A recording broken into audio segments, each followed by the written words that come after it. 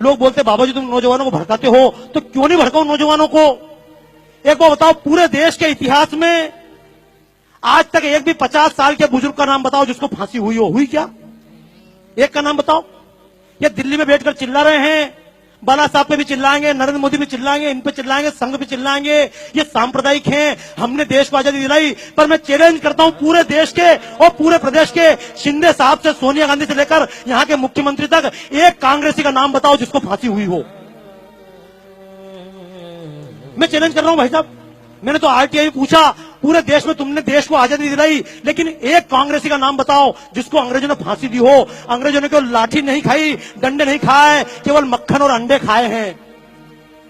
लेकिन समस्या है, इस देश का नौजवान भगत सिंह क्यों नहीं बनना चाहता? इस देश का नौजवान शिवाजी क्यों नहीं बनना चाहता? इस देश का नौजवान फांसी क्यों नहीं खाना चाहता? नौजवान को गाली देना आसान है, लेकिन कहूंगा दोस्तों, पूरे जीवन में महात्मा गांधी ने कभी एक डंडा खाया? बोलो हाँ या ना? नहीं खाया। जिन्होंने पूरे जीवन में डंडा नहीं खाया, उनके नाम से हमने 1 से लेकर 1000 तक के नोट चलाए, लेकिन जिस भगत सिंह ने फांसी खाई उसके नाम से हमने 100 का नोट का चित्र नहीं छापा। हमने शिवाजी के नाम से 50 का चित्र नहीं छापा। और सांप्रदायिकता की बात नहीं है, ये शिवसेना के मंच से खड़े होकर कहना चाहता हूं इस बात को, अशफाक उल्लाह की कुर्बानी भूल ना हम पाएंगे। क्योंकि लोग सीधा आरोप लगाते हैं तुम तो मुसलमान के खिलाफ हो, तुम सांप्रदायिक हो। तो एक बात कहना चाहता हूं आज इस पुण्य तिथि के अवसर पर कि अशफाक उल्लाह की कुर्बानी भूल ना हम पाएंगे। जब अशफाक उल्लाह खान लड़ रहा था आजादी के मैदान में, तो मुल्लों ने समझाया था, कठ मुल्लों ने, अरे अशफाक क्यों इसके लिए जान देते हो, तुम तो मुसलमान हो। तो अशफाक उल्लाह खान ने कहा था, कुछ आरजू नहीं है, बस आरजू यही है, रख दे कोई जरा सी खाके वतन कफन में। मर गया अशफाक उल्लाह खां। लेकिन ये मुसलमान के नाम से वोट लेने वालों ने आज तक अशफाक उल्लाह खां के नाम से 10 रुपए का नोट नहीं चलाया।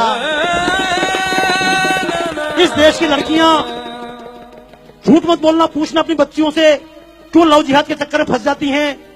लक्ष्मीबाई नहीं बनना चाहती, जीजाबाई नहीं बनना चाहती, कैटरीना कैफ बनना चाहती, दीपिका पादुकोण बनना चाहती, क्यों? क्योंकि जिसने देश के लिए प्राण दिए, जो मैदान में लड़ते लड़ते मरी, उस लक्ष्मीबाई के नाम से हमने 1 रुपए का नोट नहीं चलाया।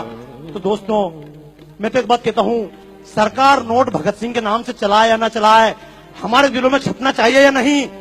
कितने लोग तैयार हैं? तैयार हो? एक बात, क्यों आप लोग जा नहीं रहे वापस यार? मैं चक्कर में 25% निकल जाऊं, निकलोगे क्या? अच्छा सुनो, देखो एक बात बताऊं, जब भगत सिंह को फांसी दी जा रही थी, मैं शब्द बोल रहा हूं, मैं जब बोलता हूं मंच से, कारण समझ लेना, मेरी जितनी प्रदर्शनियां सब विदेशों में लगती है। राजू निवल जी से बात चल रही थी, बाबा जी आपकी प्रदर्शन लगाएं, तो मैंने कहा मेरी प्रदर्शनी भारत में नहीं लगती। बोले क्यों नहीं लगती है? मैंने कहा जब भारत में कोई बात बोलता हूं तो लोग बोलते तुम सांप्रदायिक हो, और जब अमेरिका में खड़े होकर बोलता हूं तो लोग बोलते बाबा जी आपने हमारी आंखें खोल दी। तो कारण समझना दोस्तों, जब महात्मा गांधी ने लॉर्ड इरविन से बातचीत की थी, समझौता हुआ था, तो लोगों ने कहा था महात्मा जी, भगत सिंह ने किसी की जान नहीं ली है, संसद भवन के कोने में बम फेंका है, किसी व्यक्ति पर नहीं फेंका।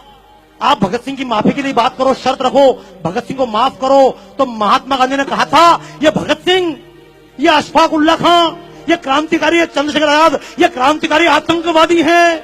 तो मैं भी एक बात कहना चाहता हूं, अगर भगत सिंह आतंकवादी थे तो मैं भी आतंकवादी हूं।